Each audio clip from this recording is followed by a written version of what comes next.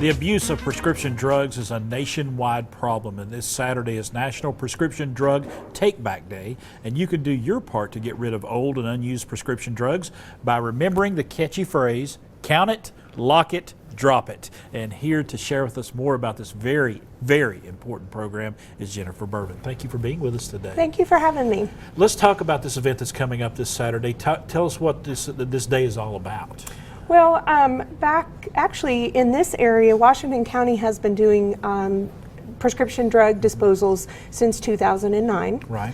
And we started it because there is a lot of diversion that happens in the home where either people accidentally get their hands or intentionally get their hands on medications, but then also a lot of times people keep their medications around and they take them after they've been sitting there for a long time.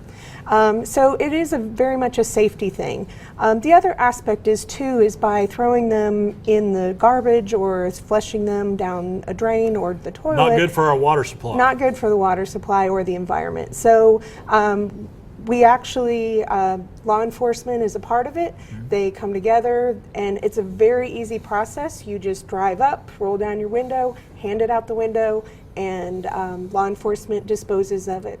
And where are some of these drop-off points going to be around?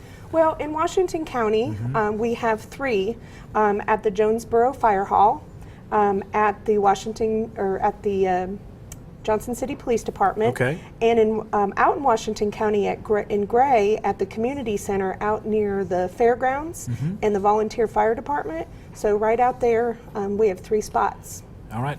We got to have, some people have got to have their medication. What can they do at home to keep their medications more safe? Well, some of the things you can do, just like the phrase says, count it. That means that every so often you just open the bottle and make sure you have what you have. If it's a 30-day supply and 15 days later, you should have 15 gone. If you notice more or less, then you need to either think about when you're taking it or if maybe somebody else is taking it. Then we have the lock it. There's a lot of ways to secure medication in your home. You can convert a drawer or a cabinet, but if you don't, we have lock boxes available. In fact, there's many coalitions in the region that, besides Washington County, that have these available. And drop it. And then do what we're talking about is this week. And if you can't make it this Saturday, I will tell you that there are locations as well at all of those locations at the Johnson City, Jonesboro Police Departments, as well as the detention center in Washington County.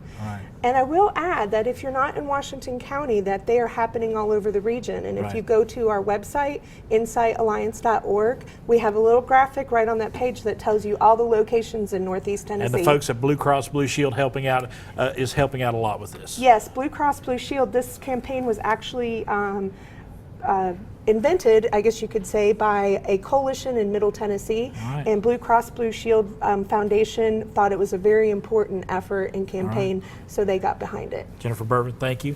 Thank you so much. We'll be back with more Daytime in just a few moments.